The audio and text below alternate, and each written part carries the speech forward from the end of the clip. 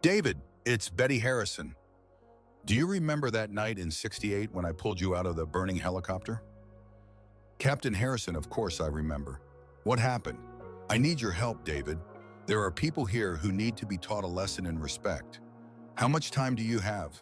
They told me to get out of town in an hour, or not to leave at all. Hang tight, Betty. We're on our way. The best is yet to come. Stay with us to find out how it all ends.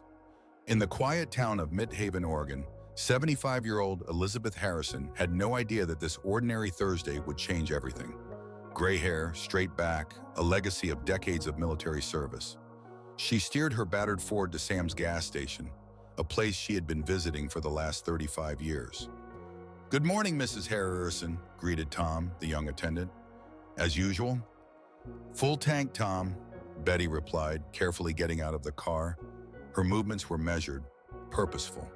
The peaceful morning was shattered by the roar of motorcycles. The sound grew louder until the thunder of engines filled the gas station. 5, then 10, then 15 motorcycles rolled into the parking lot. Their chrome gleamed in the morning sun. The Black Wolves had arrived. Betty's hand remained steady on the pump. Military training kicked in. Assess the threat, stay alert, remain calm. The leader, Raven, dismounted his bike. His leather jacket was adorned with patches that spoke of violence. Eyes, cold as ice, focused on her. "Well, what do we have here? Grandma out for her morning stroll?" Raven's voice echoed across the parking lot, eliciting laughter from the gang. Betty continued to fill her tank. Her expression was neutral. "I'm just getting gay," she replied evenly. "No trouble needed." One of the bikers stepped closer. "Hey, Raven, check this out. Vietnam vet, heard? Granny claims she's a vet." Raven's laughter was sharp. "A woman vet? What were you doing in Vietnam, sweetheart? Serving coffee to real soldiers?" The words struck deep, but Betty did not flinch. They had no idea about the countless nights she spent in evacuation helicopters, about the hundreds of soldiers she saved. "I served my country," she said simply, putting the pump away. Raven stepped closer. "Served your country? The only thing you served was dinner." The gang surrounded her car. Tom disappeared inside the station, calling the police. Betty knew they wouldn't arrive in time. "You should move along," Raven continued, his voice dropping to a threatening growl. "Midhaven belongs to the Black Wolves now." Betty straightened. Her eyes met Raven's without a tremor. "Young man, I've faced things that would make your gang run home to mommy crying. Now, if you'll excuse me, I have a meeting." She moved to open the door, but the thug slammed it shut. Betty's heartbeat did not waver. "Maybe you misunderstood me?" Raven leaned in close. "This is our town now, and in our town, you show respect." "Respect is earned, kid," Betty replied. "And so far, all I see are boys playing at being men." Raven's face twisted. His hand grabbed Betty. "Want to learn about respect? We'll teach you all about respect." Raven's fingers dug into her hand. Betty's mind raced back to that night in '68 when she pulled a young soldier from the burning wreckage of a helicopter. That soldier grew up to be Colonel David Steele Carter, the leader of the largest veterans biker club. The same David Carter who told her, "If you ever need anything, Betty, anything at all, just call." She knew that was about to change. The Black Wolves had no idea what they had just started. Raven's grip tightened. "Get your hand off me," Betty said.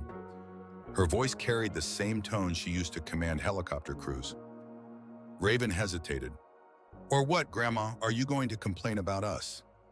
"I don't make threats," Betty replied, freeing her hand. "But I promise you, son, you're making a mistake." One of the thugs laughed. Betty slipped into the car. Tom was inside the station on the phone, his face tense. She knew the local police were powerless. "You're not going anywhere," Raven declared, placing his hand on the hood. "Not until we teach you some respect." "Respect?" Betty started the engine. "I've earned mine, saving people twice as much as you in helicopters under fire. What have you done besides terrorizing innocent people?" Raven's face darkened. The gang surrounded her car. "Get out of the car," Raven demanded. "Right now."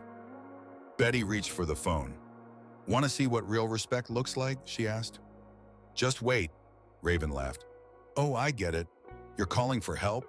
Maybe your grandkids? The police, go ahead, call whoever you want. We'll still be here. You boys ever heard of the Veterans Guardians? She asked, pressing the first digit. Several thugs shifted uncomfortably. The Veterans Guardians were well known, a club of combat veterans led by the legendary David Steele Carter. They were organized, disciplined. What does that have to do with anything? Asked the one with the snake tattoo, his voice tinged with uncertainty. It's simple, Betty replied, continuing to dial the number. Back in '68, there was a young lieutenant. His helicopter was shot down deep in enemy territory. Everyone said it was a suicide mission, but I flew in anyway. The phone began to ring. Raven's face wavered. That lieutenant, Betty continued, her voice carrying across the quiet parking lot. His name was David Carter. These days people call him Steele, and he owes me a favor. The call connected. Carter, a gruff voice answered. David, it's Beth Harrison. Remember that night near Kasani? There was a pause, then Steele's voice softened. Betty, of course I remember. I wouldn't be alive if it weren't for you. What's going on? Betty's eyes locked onto Raven's. I've got some young men here who need a lesson in respect. The Black Wolves, they seem to think Mythaven belongs to them now. The change in Steele's voice was immediate, turning to Steele. Where? Sam's gas station? Don't rush to get here. Those boys aren't going anywhere. When she ended the call, the atmosphere in the parking lot shifted. The thugs nervously glanced at each other. Raven tried to maintain his composure. You're bluffing. Steele won't come just because some old lady called. Are you sure about that? Betty asked. Want to stick around and find out? In the distance, the distinct roar of approaching motorcycles filled the air. It was the synchronized roar of a disciplined unit. Raven's face paled. Get on, he barked at his gang. We're not done here, old lady. Not by a long shot. No, Betty agreed, watching them scramble onto their bikes. But now the rules have changed. Raven pointed at Betty. This isn't over. You've just complicated things for yourself. Betty watched them leave. She knew they would be back, but now the rules had changed. As the sound of the Veterans Guardians grew closer, she allowed herself a small smile. The Black Wolves were about to learn what real power looked like, and the lesson was just beginning. The Veterans Guardians arrived like thunder. 50 riders, each a combat veteran, filled the parking lot. At the forefront stood Colonel David Steele Carter. Tom, the gas station attendant, watched with wide eyes. These men moved with military precision. Steele dismounted first. Long time no see, Captain Harrison, he said. Too long, David, Betty replied. Tell me everything, Steele said. As Betty recounted the events, the faces of the veterans darkened. Black wolves, one of them spat. It's time someone taught them a lesson. Steele raised his hand. Betty taught me something important but back in '68. Do you remember what you told me that night, Captain? When everyone else said the mission was impossible, I told you that courage is not the absence of fear. Betty smiled. It's doing the right thing even when you're scared. Right, David nodded. And you showed us what that meant when you flew into that hot zone. One of the younger veterans stepped forward. Wait, is that Angel Kasani, the medic who saved the entire 5th platoon? The one and only, David confirmed. The veterans' faces hardened. The Black Wolves will be back, Betty said. They're not the type to let this go. Let them come, David replied. But first, we need to understand what we're dealing with. Tell me about their leader, this Raven. Betty described Raven. They've been terrorizing Midhaven for months, Tom added. The police can't or won't do anything about them. David nodded slowly. Betty, you have a veterans meeting today, don't you? You're going, David interrupted, like any other day, but you're not going alone. He turned to his people. Alpha team, you're on escort. Beta and Charlie start patrols. I want eyes on every corner of Midhaven. The Black Wolves want to play games? Let's show them how veterans do business. The veterans moved with efficiency. David turned to Betty. We'll handle this, Captain, the old way. Betty looked at the veterans. Just try not to wreck the town in the process, David. Midhaven has been my home for 40 years. No promises, David smirked. But these boys need to learn that respect isn't taken by force. It's earned. The convoy pulled out from the gas station. Tom watched, a smile spreading across his face. Something was changing in Mythaven. In an abandoned warehouse, the Black Wolves clubhouse, Raven paced. Veteran guardians, he spat. Of all the people in this worthless town, we had to pick her. It's just another motorcycle club, said the snake tattoo. No, these guys are different. Diesel shook his head. They have military training, discipline. I don't care who they are, Raven exploded. This is our town now. We can't let some old lady and her veteran friends push us out. At the Veterans Center, Betty shared the events of the morning. I remembered something this morning, Betty said. Something from my last mission in Vietnam. We were extracting a group of Marines under heavy fire. The helicopter was taking hits. The hydraulics were failing, but we couldn't leave those boys. One of the young Marines asked me later why I went back for them. I told him, sometimes the greatest act of courage is to stand up for others when everyone else looks away. David nodded.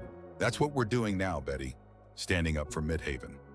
The distant roar of motorcycles filled the wing air. The Black Wolves were returning with reinforcements. At least 30 additional riders, David noted. David, I won't allow violence in the Veterans Center. Betty stood up. These people come here for healing, not for fights. Agreed, David replied. Delta Team, escort our veterans out the back. Everyone else, take a seat. We're moving this somewhere else. Outside, the Black Wolves lined up. Raven shouted, Come out, old lady! You and your veteran friends can't hide in there forever. David stepped out first, followed by the veteran guardians. Betty appeared last. Son, she called to Raven, you're making a mistake. Back off before someone gets hurt. Raven's response was interrupted by police sirens. Police Chief Roberts stepped out. No one fights in my Veterans Center. Raven, you and your boys need to leave, now. Raven revved his bike. This isn't over. As the Black Wolves retreated, David said, He's right about one thing, this isn't over. Betty nodded, but maybe that's not such a bad thing. Sometimes it takes a storm to clear the air. Roberts approached them. Betty, David, we need to talk. The Black Wolves have been a problem for months, but now they're desperate. Betty studied the map of Midhaven. They systematically took over the city. Now half the city is afraid to speak. We are looking at 75 riders in total. They have established a presence along every major route. They are not just terrorizing the city, they are controlling it. We have intelligence suggesting they are getting into drug trafficking. No more, David darkened. Calm down, David, Betty warned. We need to be smarter than them. Tell me, Chief, why didn't you act against them earlier? Politics, Roberts replied bitterly. Plus, we have reason to believe someone in the mayor's office is on their payroll. In the Black Wolves warehouse, Raven was holding his war council. The Veterans Guards are different, warned a rider. They have military training, discipline. I don't care who they are, Raven slammed his fist. This is our city now. We can't let some old lady and her veteran friends push us out. Back at the Veterans Center, Sarah Chen joined them. We need to understand what we are really fighting for, Betty said. This isn't about territory or pride. It's about the soul of Midhaven. The Black Wolves are not just threatening our safety. They are threatening our way of life. How do we fight them without turning Midhaven into a war zone? David asked. Just like I fought in Vietnam, Betty replied, with precision, intelligence, and by choosing our battles wisely. We start with the businesses they are extorting. The Veterans Guards provide protection. Meanwhile, we gather evidence of their drug operation. Are they going to lie down and take it? Sarah warned. No, Betty agreed. That's exactly what we are counting on. When people get angry, they become reckless. David grimly smiled. Lure them in, make them commit their forces, then hit them where they are weak. Exactly, Betty nodded. But this time we are not fighting with bullets. We are fighting for hearts and minds. This could work, but it's risky, Roberts said thoughtfully. The Black Wolves will retaliate. Of course, Betty said calmly, but this time we will be ready. David stood up. Okay, Betty, we will do it your way, but I want you protected at all times. Betty smiled. David, I've been shot at by better men than Raven. Sarah pulled Betty aside. You know what you're starting here, don't you? This could change everything. That's exactly what I'm counting on, Betty replied. Sometimes things need to change. Sometimes they need to be forced to change. The war for Midhaven was about to enter a new phase. Dawn broke over the historic district of Midhaven. The street was quiet except for the rumble of the Veterans Guard's motorcycles. Inside Vincent Hardware, Frank Vincent was experiencing his first peaceful morning. They usually show up by this time, he said to two veterans. Not today, Betty, Mike grimly nodded. Betty sat in Diana's cafe. They will check us out, David said. Probably today. I'm counting on it, Betty replied. The sound of approaching motorcycles filled the air. The Black Wolves appeared. Raven led the pack but stopped upon seeing the Veterans Guards. Right on schedule, Betty murmured. Raven revved his engine and dismounted, walking toward Vincent Hardware. Two veterans stepped forward to meet him. This is private property, Mike said calmly. Mr. Vincent is no longer interested in your kind of protection. Is that true? Raven growled. Frank Vincent stepped out of the store. You heard them, Raven. We don't need your protection.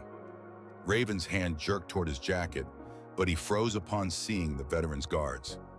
This isn't over, old man, Raven spat at Frank. He turned his eyes to Betty.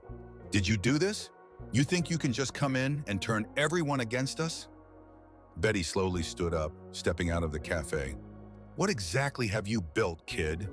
Her voice was firm. Fear, intimidation. This isn't building. It's destruction. Other business owners stepped out of their stores. You don't understand anything. Raven's voice trembled. This city was dead before we came. We made him strong. No, Betty replied. You made him scared. There's a difference. She gestured at the veterans. These men and women know what real strength is. Respect isn't taken by force. It's earned through actions. Raven's face contorted. He stepped toward Betty, but David and three other veterans blocked him. Think carefully about your next move, son. David's voice was soft but carried the edge of steel. Raven retreated. This is our city. Want a war? You've got one. The Black Wolves tore away. Surprisingly, someone started clapping. Others joined in. Frank Vincent approached Betty, tears in his eyes. Thank you. We were scared. You don't have to be scared anymore, Betty assured him. But this isn't over. Raven will be back. David joined them.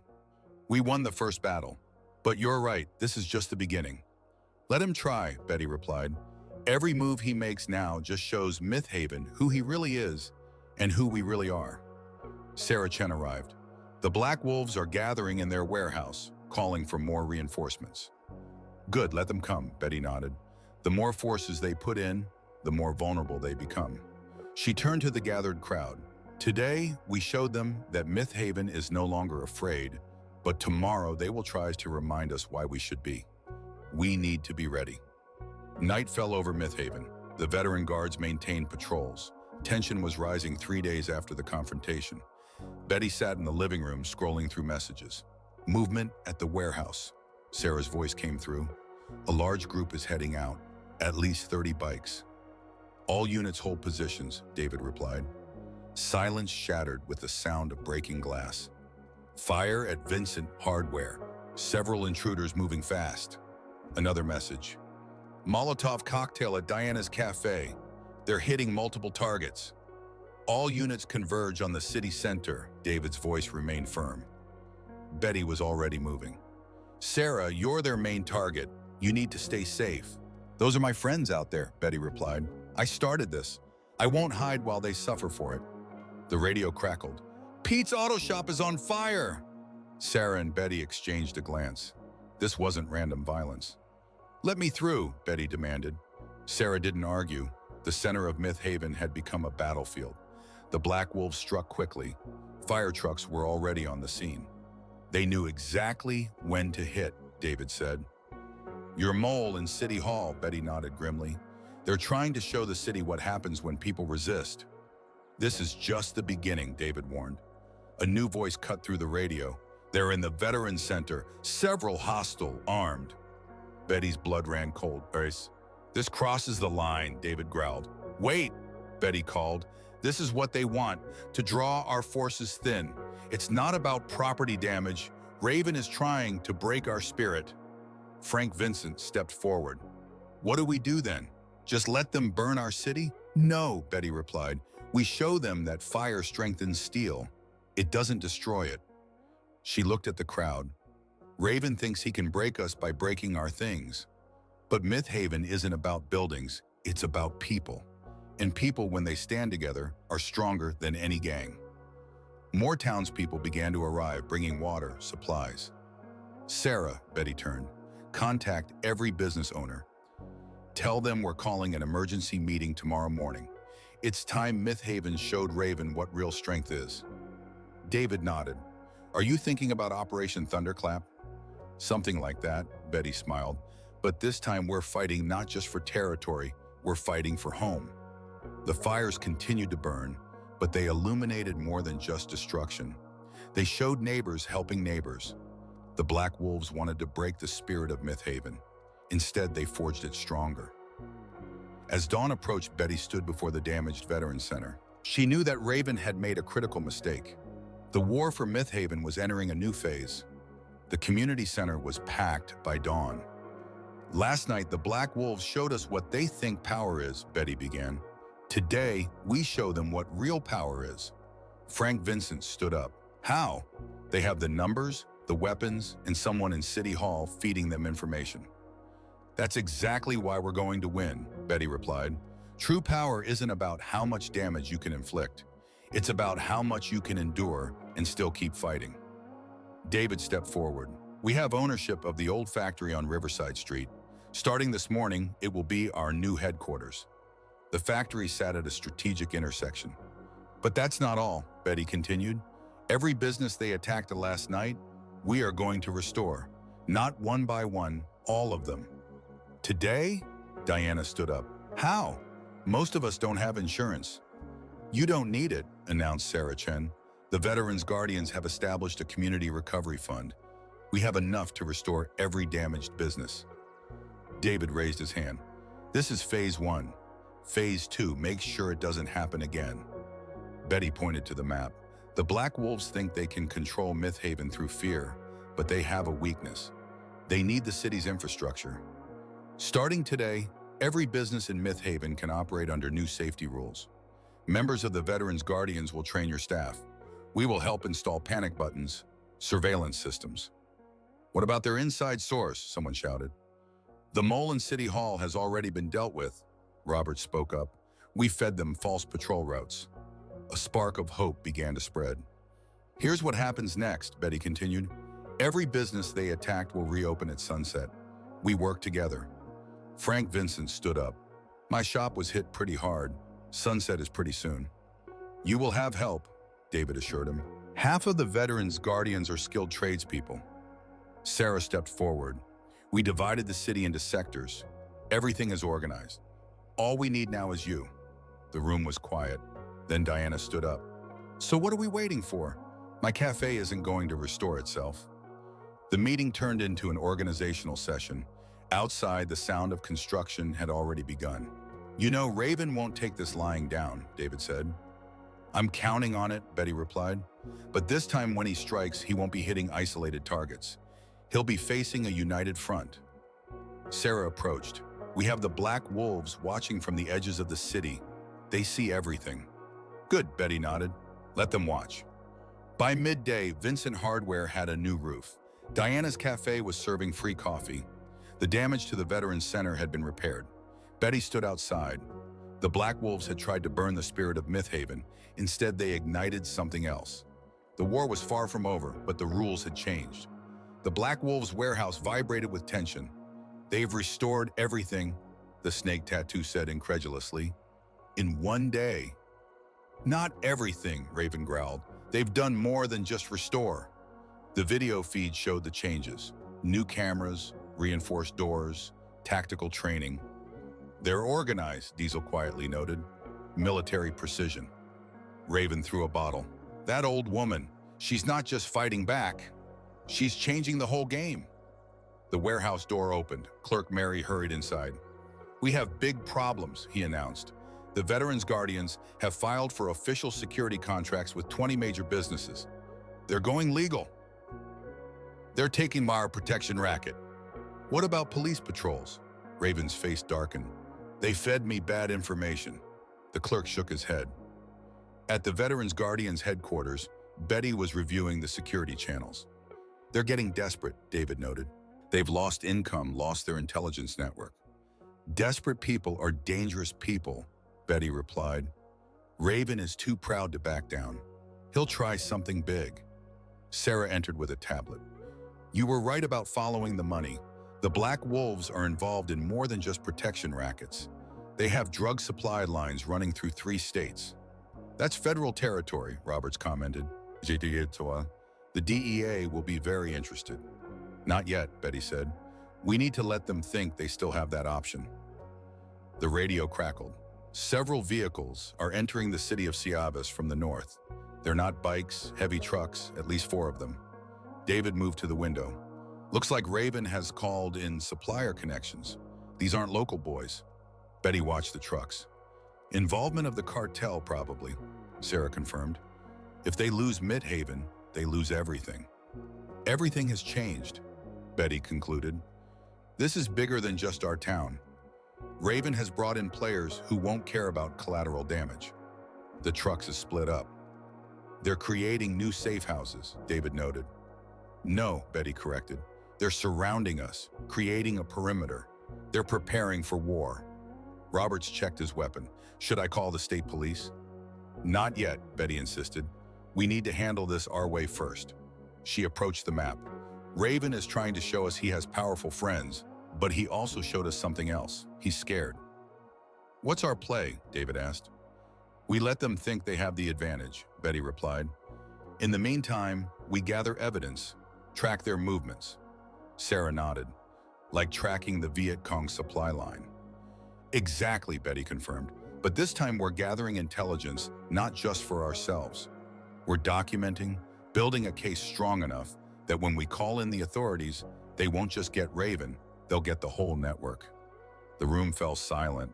It will get worse before it gets better, Betty warned. These new players won't follow any rules. Then we better make sure he won't be around, David declared.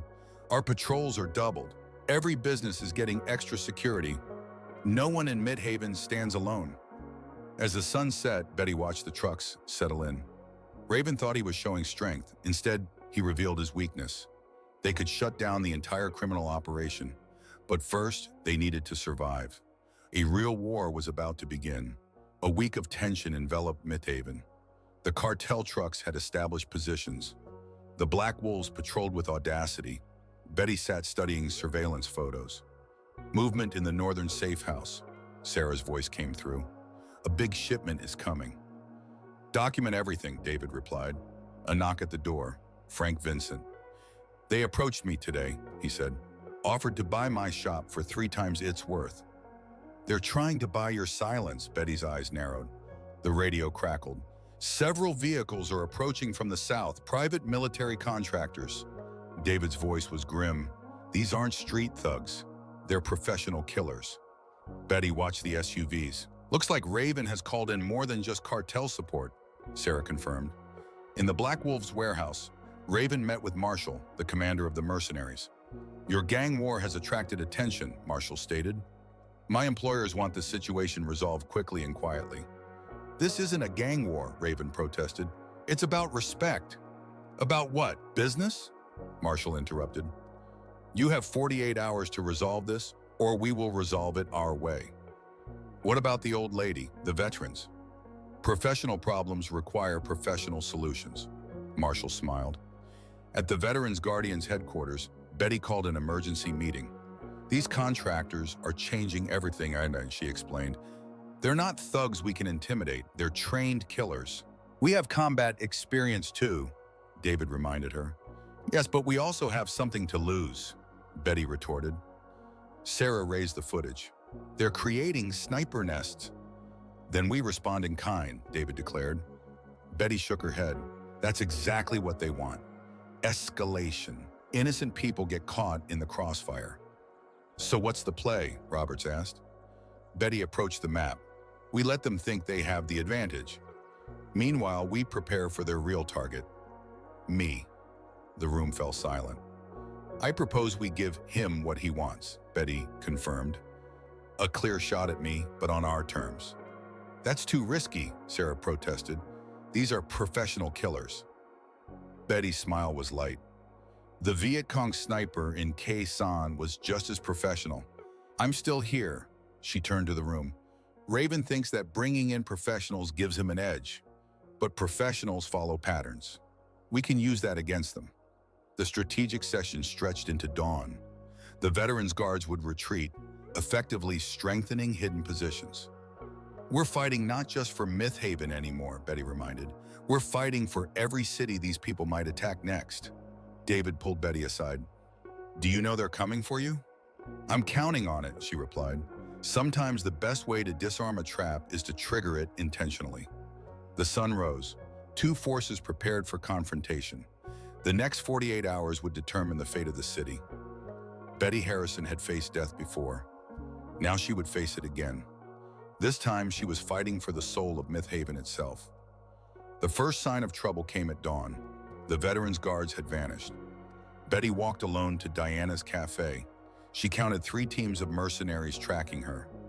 You shouldn't be here alone, Diana said. That's exactly why I need to be here, Betty replied. Let them watch. Marshall observed. The target establishes predictable patterns. Either she's become careless or it's a trap, Raven concluded.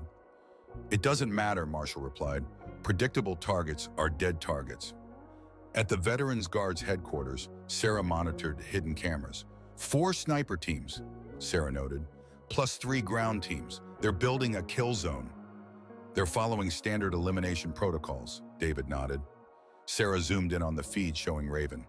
He doesn't look happy. He's lost control, David observed.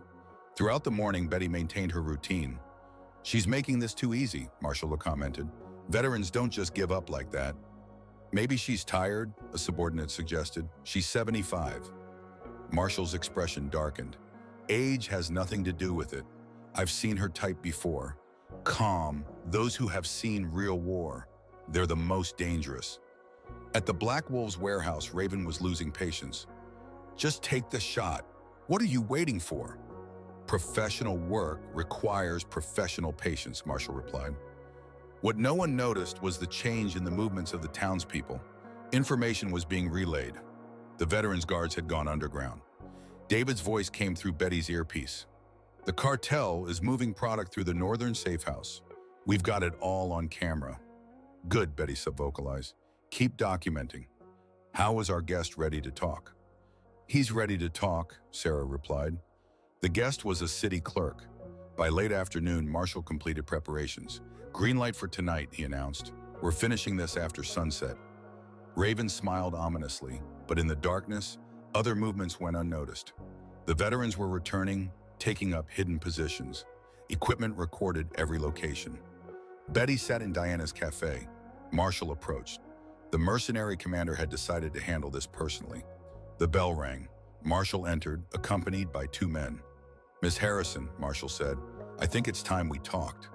Betty set down her cup. I was wondering when you would stop hiding behind your scope. It's professional courtesy, Marshall declared. A chance to end this quietly. Professional courtesy? There was a note of amusement in Betty's voice. Is that what we call killing for a paycheck now? Marshall's expression didn't change. You've caused problems for people who don't tolerate problems. Leave now or you won't leave at all. I've dealt with better people than you, Betty replied calmly. What are you really fighting for, Marshall? For a moment, something flickered in the mercenary's eyes. Then it vanished. You have 1 hour to leave the city, he said. After that, everything that happens is not personal. It's just business. When Marshall left, Betty smiled slightly. Everything was going exactly according to plan. The next hour would change everything, but not in the way Marshall or Raven expected. The trap was about to close. The hour that Marshall had given was ticking away in silence. Night had fully engulfed Myth Haven. Marshall was watching the timer. All teams, final position check, he ordered. The target hasn't moved, the observer reported. No signs of veteran Guardians activity. Marshall frowned. Something felt wrong. Sir, the deputy spoke up, the cartels are reporting unusual traffic patterns on the outskirts. In the Black Wolf's warehouse, Raven paced nervously. "This should have been settled days ago," the cartel representative said. "Your personal vendetta is getting expensive." "Just wait," Raven snapped. "Once the old lady is gone, everything will go back to normal." The cartel member's smile was like a razor's edge. "Nothing will go back to normal after tonight." In the cafe, Betty glanced at the clock. "All in position. David's teams are ready." "Understood," Betty subvocalized. "Time to show our hand." The hour reached 0. Marshall picked up the radio, but before he could speak, every light in Myth Haven went out. The city plunged into darkness. Then the floodlights ignited, illuminating the sniper nests. "We're compromised," Team 2 shouted. "Several hostiles approaching fast." Marshall grabbed his night vision goggles. The veteran guardians were coming out of hiding. "All teams, fall back to secondary positions," Marshall ordered. But it was too late. Team 4 is pinned down. Team 1 is taking fire.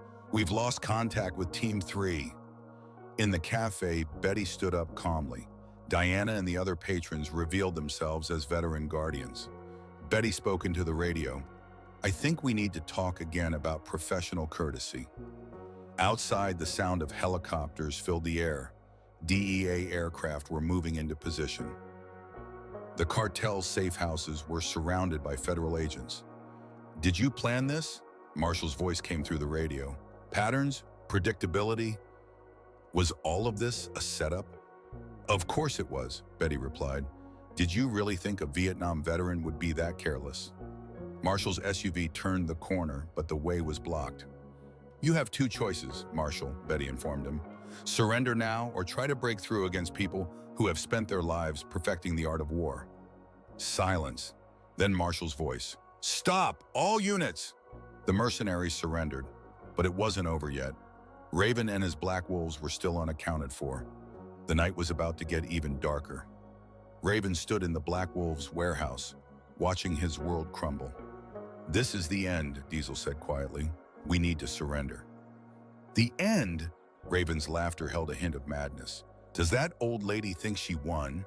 She hasn't seen what I'm truly capable of." He headed for the storeroom, entering the code. The door swung open, revealing explosives. "Boss?" The snake tattoo backed away. "This is going too far. We're bikers, not terrorists." "We are what I say we are," Raven shouted, loading the explosives into the van. "If I can't have Myth Haven, then neither can it." At the Veterans Guardians headquarters, Tara's voice crackled with urgency. "Betty, we have movement at the warehouse. Thermal images show they are loading something into vehicles. Military-grade explosives." Betty's mind raced. This was about destruction. "All units," she commanded. "Raven has gone rogue. We need to stop him before he reaches any populated areas." The veteran guardians mobilized. "You're not going out there?" David protested. "Hell no, I'm not," she replied. "This started with me, and I'm going to finish it." The Black Wolves burst out of the warehouse. Raven led the attack. "You should have left me alone, old woman." Raven's laughter crackled over the radio. "Now everyone will see what real power looks like." Betty sharply turned down an alley. "Sarah," she called, "remember that construction site on Maple Street? Get a unit to run ahead of Raven. Make him turn east on 3rd. The construction site is a dead end." David's voice came through. "Exactly," Betty replied. The veteran guardians moved into position. Raven didn't realize he was being maneuvered. The convoy crashed into the construction site, trapped. Concrete barriers blocked every exit. Raven jumped off his bike, pulling out the detonator. "Back off," he shouted. "One click, and this whole place goes up." Betty's Ford stopped. She got out. "Is this what you wanted, Raven?" she called. "To prove you're the most dangerous man in Myth Haven? You've proven you're willing to kill innocent people to satisfy your ego." "Shut up," Raven yelled. "You did this. You turned everyone against me." "No," Betty replied, stepping forward. "You did this yourself. Every time you chose fear over respect." The remaining Black Wolves looked uncertain. "One more step, and I'll do it," Raven threatened. "I'll take us all out." Betty kept walking. "No, you won't, because deep down you're still that scared little boy." "Real power isn't about who you can hurt, Raven. It's about who you can protect." For a moment, something flickered in Raven's eyes. Then his finger tensed. But before he could press it, a shot rang out. Diesel, his oldest friend, made his choice. The bullet hit Raven's hand, sending the detonator flying. The last stand of the Black Wolves ended not with an explosion, but with the click of handcuffs and the quiet shrieks of a broken man. As federal agents secured the explosives, Betty stood. The night almost became tragic, but redemption came from within the gang. "You knew," David said. "You knew someone would stop him?" "I knew his own people would make the right choice," Betty replied. "Sometimes the greatest victory isn't defeating the enemy, it's helping them find their conscience." Dawn was approaching. A year later, Myth Haven had transformed into something no one could have predicted. Betty Harrison, now 76 years old, sat in Diana's cafe. The veteran guardians had evolved into a community center. "Good morning, Miss Betty," called James, the former snake tattoo. "How's the mentoring program going, James?" Betty asked. 3 more former gang members are starting next week," he smiled. "Word is spreading. People want to know how Myth Haven did it." Through the window, Betty saw the changes. Frank Vincent's shop was thriving, run in partnership with former wolves. Diana's cafe had become a gathering place. David walked in. "Just got word from Marshall. He's getting released early, still wants to join." "Good," Betty nodded. Sarah Chen arrived. "The government is interested in our rehabilitation program. They want to use Myth Haven as a model." "Tell them it's not about programs," Betty replied. "It's about believing that people can change." A group of motorcycles rode by. The veteran guardians rode alongside the former Black Wolves. Their bikes were no longer symbols of intimidation, but of unity. "Remember when all this started?" David asked. "One phone call." "One phone call," Betty agreed, "but it was never really about that. It was about showing people another kind of strength." Diesel, now the civilian coordinator, appeared. "They are ready for you at the ceremony, Betty." The ceremony was held in the town square, where a new memorial was being dedicated. The crowd represented every aspect of Myth Haven. As Betty approached the podium, she looked at the faces. The memorial bore a simple inscription: "Strength through unity, peace through understanding." "A year ago," she began, "Myth Haven stood at a crossroads. We could have chosen revenge. Instead, we chose something harder. We chose to believe in the power of change." A lone motorcycle approached, Raven's younger brother. He had written to Betty from prison, asking if Myth Haven's second chances extended to family. Her response was simple: "Come home. We will help you find your way."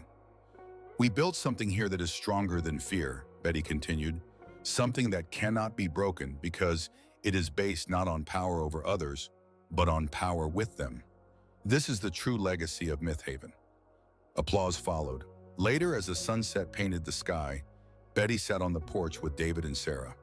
The sound of motorcycles no longer brought tension. "You know," David reflected, "when you made that first call, I thought we were just going to chase off some troublemakers." "I thought the same," Betty admitted, "but sometimes the best victories are the ones you never planned." A group of children rode past on bicycles. They were followed by an escort of veteran guardians. "The town calls this the miracle of Myth Haven," Sarah mentioned. "But it wasn't really a miracle, was it?" "No," Betty smiled. "It was just people discovering their best selves. Sometimes they just need someone who believes they can." It was a true triumph in Myth Haven, not the defeat of an enemy, but the transformation of one. One phone call started it all, but it was love, courage, and faith in the power of change that finished it. And in the end, that made all the difference. As the stars appeared, Betty knew that the town would continue to grow, continued to change, continued to prove that even in the darkest times, there is always hope for redemption. And sometimes all it takes is one person brave enough to make a call. On that quiet evening, Betty Harrison realized the most important truth. She proved that an 80-year-old woman with a brave heart and faith in human kindness can change the world, and that love is always stronger than fear. As the last ray of sunlight disappeared beyond the horizon, Betty closed her eyes and smiled. Tomorrow would be a new day, new opportunities to help, new lives, and she would be ready.